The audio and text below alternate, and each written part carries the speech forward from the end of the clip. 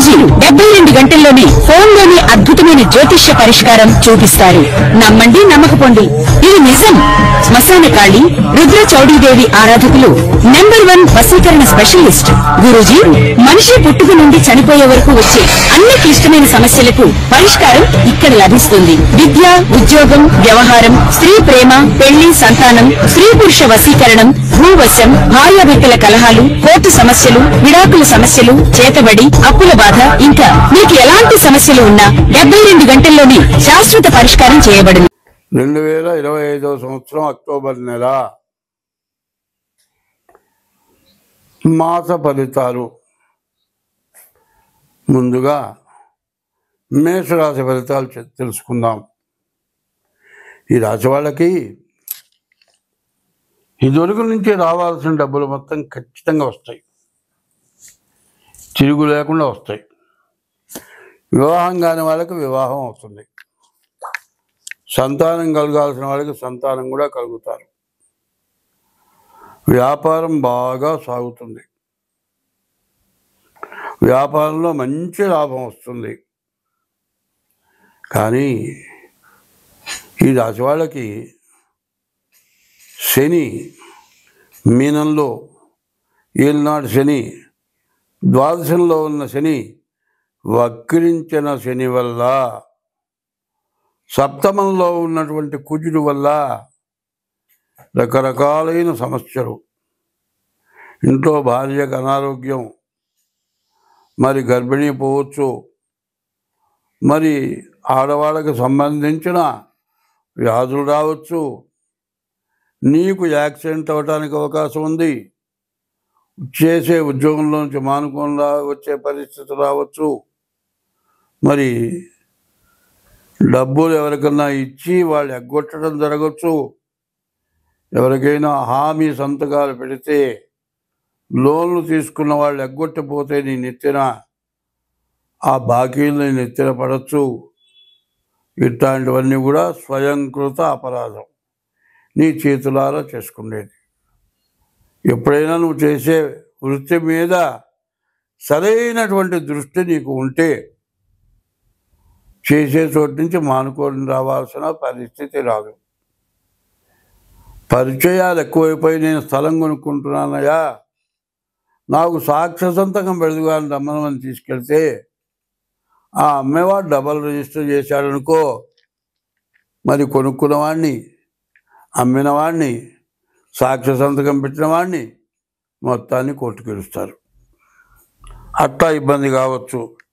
బ్యాంకీ లోను సంతకం పెడితే, లోనుకి హామీ సంతకం పెడితే వాడు డబ్బులు తీసుకొని వాడు చేస్తాన్న వ్యాపారం చేయకుండా పరారై వెళ్ళిపోయి వాడు కిస్తీలు కట్టకపోతే ముందు నేను తీసుకెళ్ళి లోపలేస్తారు, నువ్వు ఆ బాకీ కట్టాలి.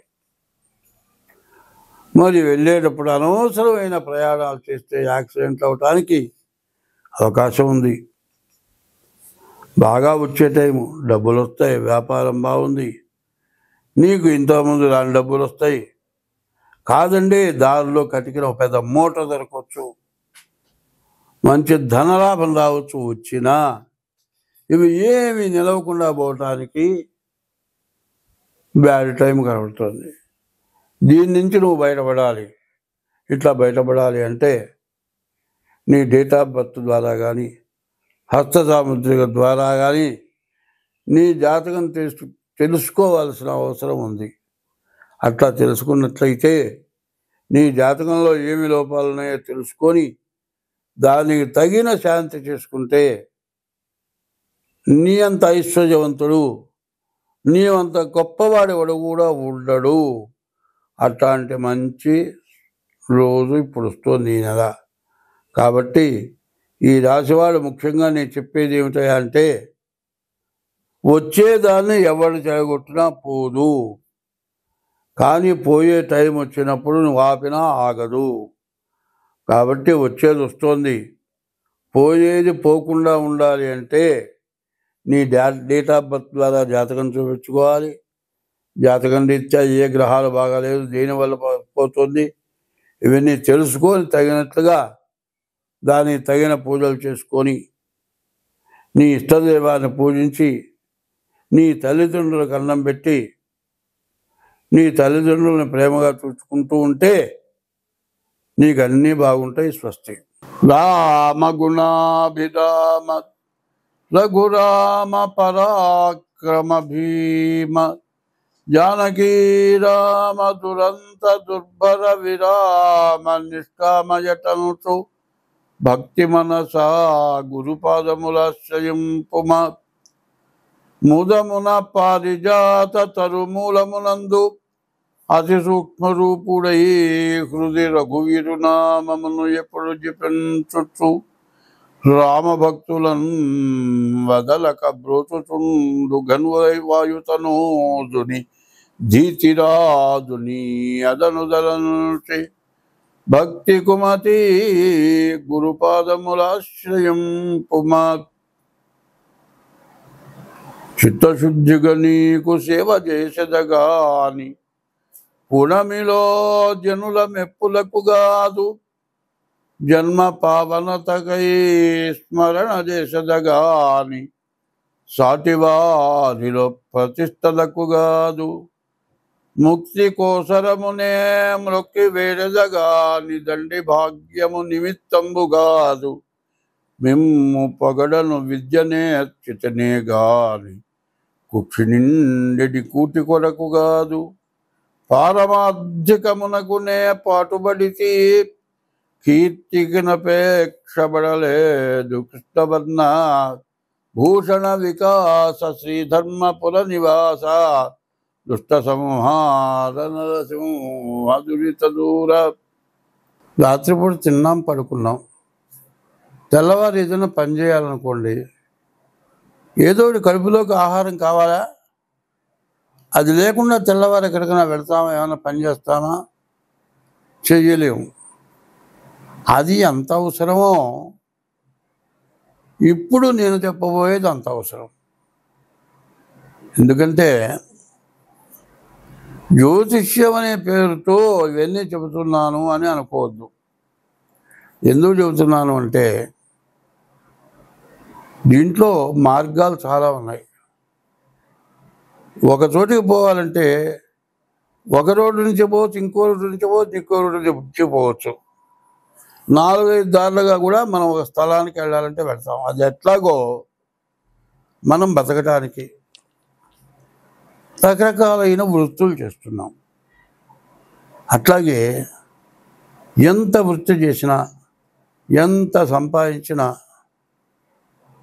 చాలా ఇబ్బంది పడేవాళ్ళు చాలామంది ఉన్నారు. పూర్తిగా నెల రోజులు కడుపు నిండా ఆహారం తినడానికి కుదరక లేక ఇబ్బంది పడేవాళ్ళు కొంతమంది. బాగా సంపాదించి అన్ని విధాలు ఉండి పొద్దున కాదు రాత్రిపూట కూడా చాకరీ చేయాల్సి వస్తుంది. విపరీతమైన డబ్బు ఆదాయం పెరిగిన కొద్దీ చాకరీ. మరి ఏమిటంటే నీ దగ్గర ఉండే వర్కర్లు శాస్త్రం ఉంటుంది. ఇంట్లో వాడు తిన్నట్లు చేసేవాడు, ఇంట్లో వాడు చేసినట్లు చేసేవాడు, బయటవాడు తిన్నట్టు తినేవాళ్ళు ఉండట.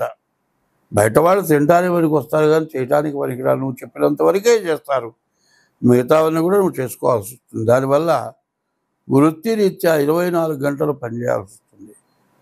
ఇంటికి పోవటానికి కుదరదు. ఇంటికి పోయినా కూడా పెళ్ళాంతో మాట్లాడటానికి కుదరదు, తల్లిదండ్రులను చూడటానికి కుదరదు. వాళ్ళకి విరక్తి, ఎందుకు వీడు సంపాదిస్తున్నాడు, మా మొహం చుట్టలేదు, తెచ్చి అక్కడ పడేస్తాడు, తింటం తప్పితే మాకేం పని లేదు. ఇక పెళ్ళాం అనుకుంటుంది, ఎందుకు ఈ మొగుడు నాకు అనుకుంటుంది. తల్లిదండ్రులు అనుకుంటారు, కనీసం నాన్న అన్నం తిన్నావా అని అడిగే తండ్రి లేడనుకుంటాడు. పిల్లలు ఉన్నారు, కాలేజీ ఫీజు కడతా, వాళ్ళ దారిలో వాళ్ళు వెళ్తున్నారో లేదో ఎగ్గొట్టి తిరుగుతున్నారు, నువ్వు చూడవు, వాళ్ళు సక్రమంగా ఉండరు. మరి వచ్చిన సంపాదన విపరీతమైన డబ్బు ఏం చేసుకోను? వచ్చిన డబ్బులు చాకరీ చేస్తున్నావు. నీ పిల్లలేమన్నా సంతోషపడుతుందా? నీ పిల్లలు ఏమన్నా సంతోషపడుతున్నారా? మరి నీకేమన్నా విశ్రాంతి ఉందా? లేదు. డబ్బు మాత్రం బాగా ఉంది.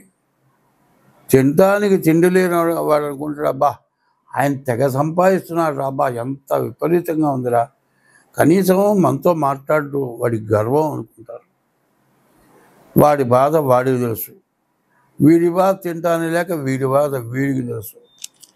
సరే, ఇంత చేస్తే బాగా సంపాదిస్తే కాస్త పిల్లలు వస్తారు, పిల్లలు వస్తే వాడు కాస్త అండవుతారు, గుమస్తాలతో పని లేకుండా జరుగుతుంది అనుకొని చాకరీ చేసిన తర్వాత పిల్లలు వచ్చి వాడు దేనికో దానికి బానిస అవుతారు, దుర్వ్యసనాలుగా బానిస అవుతారు. దీంతో వీడికి వయస్సు పెరుగుతుంది, వృద్ధాప్యం వస్తుంది. మరి ఈ పిల్లలు తండ్రి సంపాదించిన మొత్తం నాశనం చేస్తారు. పైన తండ్రికి అన్నం పెట్టరు, కొట్టి తిట్టి వెళ్ళగొడతారు. ఇక దీంతో పాటు వీడికి వ్యాధి, షుగరో, బీపీనో, హార్ట్ అటాకో, మరి గ్యాసో, ఏదో రకరకాల వ్యాధులు వీడి తయారవుతాయి. వీడు అనుకుంటాడు, ఇంత కష్టపడ్డాను, చిన్నప్పుడు నాకు తినటానికి తిండి లేదు, మా అమ్మ వాళ్ళు కూడా ఏదో వ్యవసాయం చేస్తే గంజి తాగి బతికా, ఎట్లాగో కష్టపడ్డా, ఏదో వ్యాపారం చేశా, దాని మీద దారి దొరికింది, బాగా సంపాదించా, కోట్లు సంపాదించా, కానీ గుమస్తాల మీద ఆధారపడ్డా, వాళ్ళు సరిగ్గా చేయకపోతే చేసే వ్యాపారం పోతుందేమోనని 24 గంటలు కష్టపడ్డా. ఇంట్లో పెళ్ళాంకి తృప్తి లేదు, తల్లిదండ్రులకు తృప్తి లేదు, పిల్లలకు తృప్తి లేదు.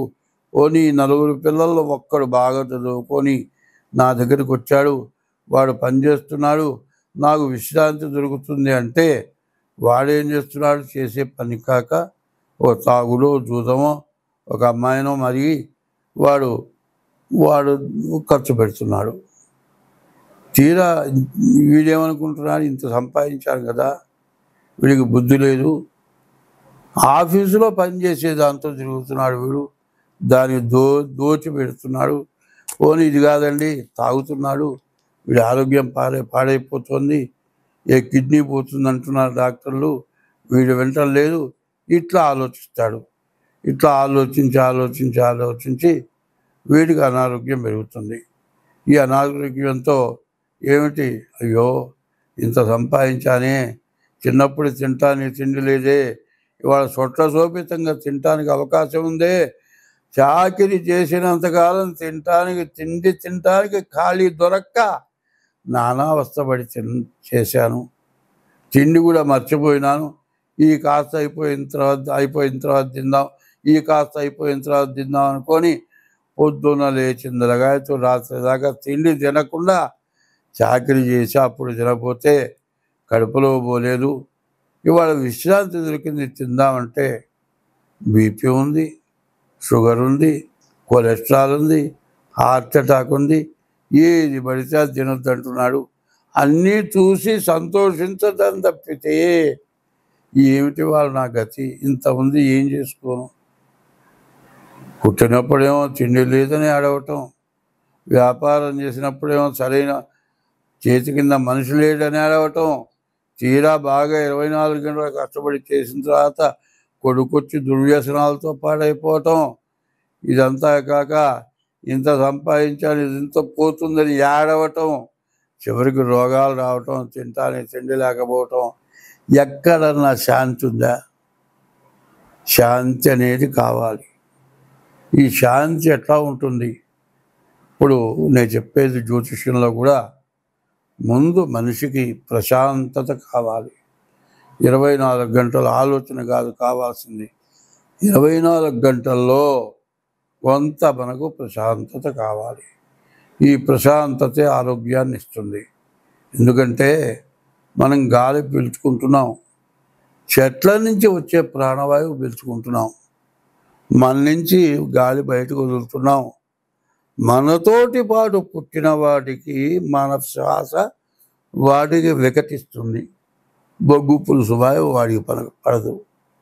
మనం వదిలిన శ్వాస చెట్టుకు పనికొస్తుంది. ప్రాణవాయువు ఏమో దాని నుంచి వచ్చిన ప్రాణవాయువు మనకు పనికొస్తుంది. మన నుంచి వదిలినటువంటి బొగ్గు పులుసు వాయువు ఆ చెట్లకు ఉపయోగపడుతుంది. కానీ మనలో మనిషి ఏమన్నా ఉపయోగపడుతున్నారా? లేదు. జీవితం ఏమిటి? బాల్యం, యవ్వనం, కౌమారం, వార్ధక్యం. ఇంత జన్మ ఎత్తిన తర్వాత ఎక్కడ ఎప్పటికీ ఏ రోజుకి ప్రశాంతత, మనస్సుకు తృప్తి, ఆనందం కలుగుతుందా? లేదు. లేక మా బోటి వారు జ్యోతిష్యం అడుగుతున్నారు. జ్యోతిష్యం చెబుతున్నా, జ్యోతిష్యం డబ్బుల కోసం చెప్పేటట్లయితే రెండో ఇట్లాంటి విషయాలు ఏమీ చెప్పవలసిన అవసరం నాకు లేదు. నాకు డబ్బులే ముఖ్యం అనుకుంటే డబ్బులు వచ్చే మార్గంగా జ్యోతిష్యం చెప్పచ్చు. జ్యోతిష్యంతో పాటు, జ్యోతిష్యం అనే పదానికి అర్థం ఏంటంటే చీకట్లో ఒక వెలుగు, అగ్గిపుల్ల వెలుగు ఉంటే కనపడి ముందు కడిగేస్తాం. అట్లా జరిగింది, జరుగుతున్నది, జరగబోయేది, మరి 3 కాలాలది చెప్పగలిగింది జ్యోతిష్యం. హస్త సాముద్రికం, హస్తం చేతులు రేఖలు ఉన్నాయి, మరి చేపలు ఉన్నాయి, గద్దలు ఉన్నాయి, సముద్రంలో ఉండే సర్పాలు ఉన్నాయి. ఇవన్నీ కూడా చేతి రేఖల్లో ఉంటున్నాయి. దీన్ని సముద్రంలో మనకు 84 లక్షల జీవరాశులు, భూమి లోపల 21 లక్షలు, భూమి పైన 21 లక్షలు, ఆకాశంలో 21 లక్షలు, సముద్రంలో 21 లక్షలు, మొత్తం 84 లక్షల జీవరాశులు. మరి సముద్రంలో ఉన్న 21 లక్షల జీవరాశులు భూమి లోపల, భూమి పైన, ఆకాశంలో, సముద్రంలో, ఈ 4 ఉండే జీవరాశులు సముద్రంలో ఉన్నాయి. ఇవి సముద్రంలో తిరుగుతున్నాయి. అయితే ఈ హస్త సాముద్రిక, చేతి ద్వారా చెప్పే జ్యోతిష్యం సాముద్రికం అన్నారు. సాముద్రికం అంటే సముద్రం యువతల ఒడ్డు నుంచుంటే అవతల ఒడ్డు కనపడదు. సముద్రమే కనపడదు కాదు, సముద్రం లోపల ఉండే జీవరాశులన్నీ కూడా మనం చూడలేదు, చూడబోము, కనపడవు. అన్ని రకాల జీవరాశులు మన కంటపట్టలే. అవన్నీ కూడా ఈ హస్త సాముద్రికలో ఇచ్చారు. మరి జ్యోతిష్యం అంటే అంతా చెప్పగలిగిన వాడు లేరు. అట్లాగే సాముద్రికం అంటే సముద్రంలో ఉన్నవన్నీ చూచి అట్లా చెప్పలేడో, ఈ సాముద్రికం ద్వారా కూడా అంతా చెప్పగలవాడు లేడు అని రానాలి. అంటే అంతా నాకు వచ్చు అనకూడదు. అంతా నాకు వచ్చు అనుకుంటే ఇక వాడు శాంతం ఎవరికి ఏమీ చెప్పలేడు. అటువంటివి బాధలు కలుగుతున్నాయి. ఇటువంటి వాటితో పాటు కొన్ని ముఖ్యమైనవి నేను చెబుతున్నా. అది ఏమిటో ఇప్పుడు ఒక్కసారి వివరిస్తా. ఇది నీవు పడే బాధల వరకే ఇప్పుడు చెప్పా. ఇక జరుగుతున్నవి చెబుతున్నా. ఆకాశం నుంచి సూర్యకిరణాలు వస్తున్నాయి. సూర్యకిరణాల ద్వారా భూమిలో ఉన్న నీరుని సూర్యకిరణాలు గుంజుకున్నాయి. ఎండాకాలం అయిపోయిన తర్వాత వర్షాకాలం వస్తుంది. ఆ నీరుని గుంజుకున్న నీరు మొత్తం భూమిలోకి వస్తుంది.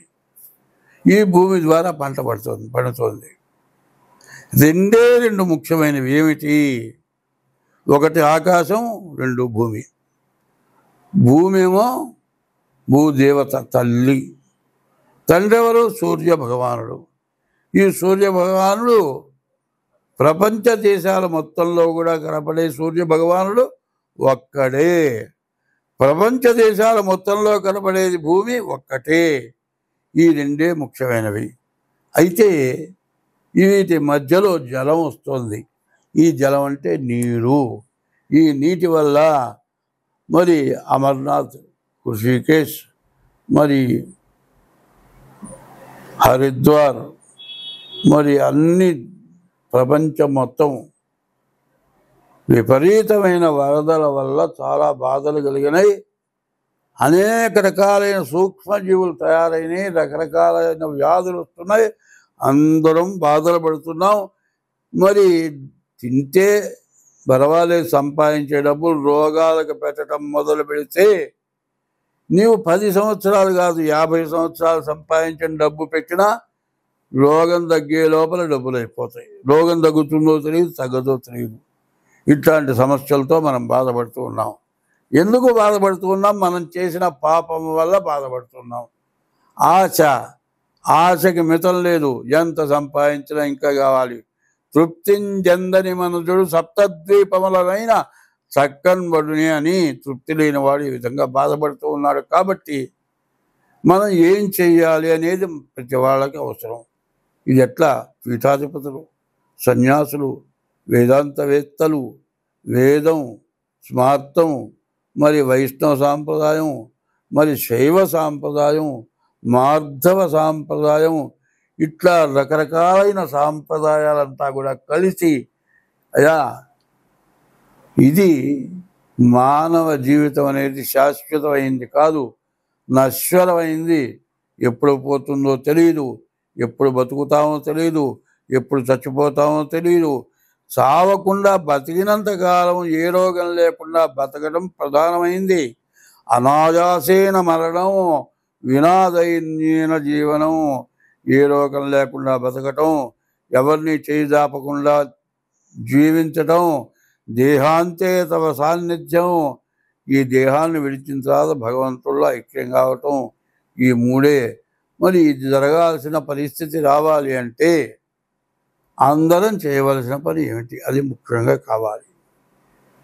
మీకు జన్మనిచ్చిన తల్లిదండ్రులు సర్వస్వం ధారపోసి మీకు అన్నం పెట్టి మిమ్మల్ని పెంచి పెద్ద చేసి విద్యాబుద్ధులు చెప్పించి ఉద్యోగాలు ఇప్పించి పెళ్లి చేసి అంతా చేస్తే మీరు తల్లిదండ్రులకు అన్నం పెట్టలేదు. చచ్చిపోయిన తర్వాత అంత్యక్రియలు చేయటం లేదు. మరి వాడు పోయిన తిది రోజున ఆబ్జీకం, మరి ప్రత్యాబ్జీకం అంటే ప్రతి సంవత్సరం వచ్చే తిథి రోజున ఆబ్జీకం అనేది పెట్టాలి. తర్వాత గయాజాం పిండదానాచ, గయక వెండి పిండ ప్రదానం చేయాలి.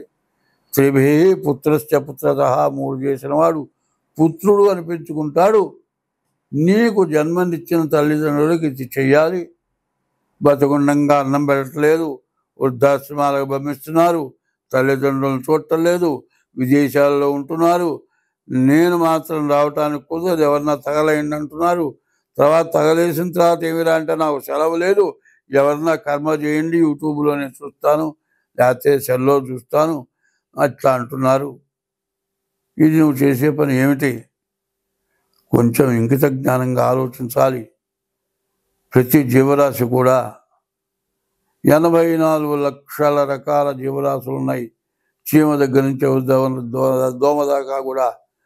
ఒక జీవరాశికి కష్టం వస్తే, ప్రాణాపాయం వస్తే ఇంకొక జీవరాశి సంరక్షణ చేస్తుంది. మనం ఆ పని చేయటం లేదు.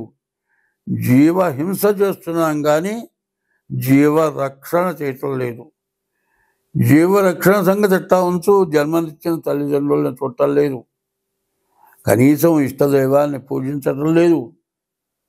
దీనివల్ల మనకు మహాపాపం చుట్టుకొని ఇట్లాంటి ప్రకృతి సిద్ధమైన ఇబ్బందులు, బాధలు కలుగుతున్నాయి. కాబట్టి ఇప్పుడు మనం ఏం చేయాలి? 24వ తారీఖు వరకు మహాళయ పక్షాలు. ఈ మహాళయ పక్షాల్లో పితృదేవతలకు తర్పణ చేయాలి. తర్పణ చేసిన తర్వాత దంజం ముడివిప్పదీసి నీళ్లలో ముంచి ఆ దంజం ముడి కింద నేల మీద పిండుతారు. పిండేటప్పుడు ఒక శ్లోకం చెబుతారు. ఏకైచా, నేను చేస్తుంది అస్మత్కులే జాతా, నా కులంలో పుట్టిన వాళ్ళు, అపుత్రాహ, పుత్రులు లేని వాళ్ళు, గోత్రణో మృతాహ, గోత్రీకులు లేకుండా చచ్చిపోయిన వాళ్ళు, తే గృహంతో ఈ నీళ్లు భూమి మీద పడిన తర్వాత అటువంటి వాళ్ళందరికీ మోక్షం కలుగ్గాక అనుంది. నీవు తల్లిదండ్రులకే చేయట్లా, నీ కులంలో వాళ్ళు, నీ గోత్రంలో వాళ్ళు, నీ వంశంలో వాళ్ళు, వాళ్ళు బాగుపడాలనే ఉద్దేశంతో నువ్వేమన్నా చేస్తున్నావా? అది చేయటం లేదు. నీకు జన్మనిచ్చిన తల్లిదండ్రులకు అన్నం పెట్టలేదు, చచ్చిన తర్వాత వాళ్ళకి శ్రాద్ధ విధులు చేయటం లేదు, నీ ఇష్టదైవాన్ని పూజించడం లేదు. కనీసం 24 గంటలు తెల్లవారి నిద్ర లేచిన తర్వాత డబ్బు డబ్బు డబ్బు డబ్బు ఇదే ఆలోచనతో జీవితం గడుపుతున్నాం. చివరికి కనీసం రోజులో 24 గంటల్లో జీవితమున సగభాగంబు నిద్దురతే సరిపోవు. మిగిలిన ఆ సగభాగంబు చిత్తశుద్ధి లేకపోవు. అతి నిద్రాలోలుడు, తెలివిలేని మూర్ఖుడు, పరమార్థం కానలేక నిద్దురతో చెడతాడు. 24 గంటలు ఏదో కావాలి, కామం, కాంక్ష, కోరిక, డబ్బు కోరిక, పరస్త్రీ వ్యామోహం, మరి ఇట్లాంటి దురభ్యాసాలతోటి నాశనమైపోతూ దేశాన్ని నాశనం చేస్తున్నాం. కాబట్టి ముందు ఈ నెలలో పితృదేవతలకు పిండ ప్రదానం చేయండి. 2, రోజు నువ్వు పుట్టిన తర్వాత నీ తల్లి నీవు కనపడితే ఎక్కడికన్నా వెళితే వెతుక్కొచ్చన్న అన్నం పెడుతుంది. కాదు, నువ్వు ఇంటికి వస్తే నాన్న అన్నం తిందా అన్నం పెడుతుంది. అట్లా పెట్టేవాళ్ళు ఎవ్వరు లేరు తల్లి తప్పితే. ఈ తల్లి అన్నం పెట్టాలంటే మనకి ఇంట్లో అన్నీ కావాలి. అన్నీ ఉంటేనే ఆమె ఉండి అన్నం పెడుతుంది. ఏమి లేకపోతే ఆమె పెట్టలేదు. ఆమె అన్నం పెట్టడానికి కావాల్సినవన్నీ ఎక్కడి నుంచి వస్తున్నాయి? భూదేవత భూమిలో నుంచి వస్తుంది. నీరు దగ్గర నుంచి ఉప్పు దాకా సమస్తం మధ్యలో ఉండే వస్తువులు మొత్తం భూదేవత. ఆమె ప్రధానమైన తల్లి. నీకు జన్మనిచ్చిన తల్లి అయితే భూదేవత నీకు ప్రధానమైన తల్లి. ఆ తల్లిని పూజించటం లేదు, భూదేవతను పూజించాలి. విష్ణుమూర్తి యొక్క భార్య భూదేవత. మరి ఈశ్వరుడు యొక్క భార్య గంగ, ఆయన శిరస్సున గంగ ఉంది. విష్ణుమూర్తి యొక్క భార్య భూదేవత. ఇద్దరిని పూజించక మనం అన్నిందాలా భ్రష్టపడుతున్నాం. కాబట్టి 24వ తారీఖు వరకు కూడా, అమావాస్య వరకు 23 వరకు మహాళయ పక్షాలు పితృదేవతల పితృశ్రాద్ధాలు చేయాలి. 24 నుంచి మరి సెప్టెంబర్ 24 నుంచి అక్టోబర్ 2వ తారీఖు వరకు కూడా దసరా నవరాత్రి ఉత్సవాలు. అమ్మవారు మరి దుర్గుణాలను పోగొట్టేది దుర్గా. ఆ అమ్మవారి పూజ చేయాలి. ఇట్లా చేస్తేనే ప్రతి ఒక్కరూ కూడా అమ్మవారిని పూజించాలి. అట్లా పూజించని పక్షంలో మనకి రేపు పుట్టగతులు లేవు. రేపు రాను రాను మనం చేసిన పాపం అంతా పెరిగిపోతుంది. ఒక విత్తనం వేస్తే చిన్న మొక్క వృక్షమై, వృక్షం పెరిగి పూలు పూసి కాయలు కాసి పంట పండింది. అట్లాగే మన పాపం అట్లా పండిపోతుంది.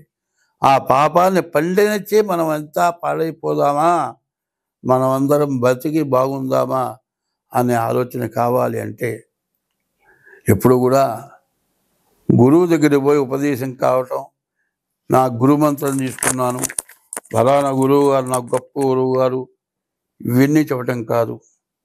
గురువు దగ్గర నువ్వు ఉపదేశం పొందాలి, గురువు కావాలి. గురువు అనేది లేనిది ఏది లేదు. కానీ గురువు దగ్గరికి నీవు పోగలిగినటువంటి శక్తి నీకు రావాలి అంటే ఓం నమో భగవతే నారాయణాయ, ఓం నమ శివాయ, హరే రామ రామ రామ హరే హరే, హరే కృష్ణ కృష్ణ కృష్ణ హరే హరే. ఇట్లాంటి నామాలు నీకు ఇష్టమైన నామాన్ని రోజు కనీసం పొద్దురుపూట స్నానం చేసి 2 గంటలు చేయండి.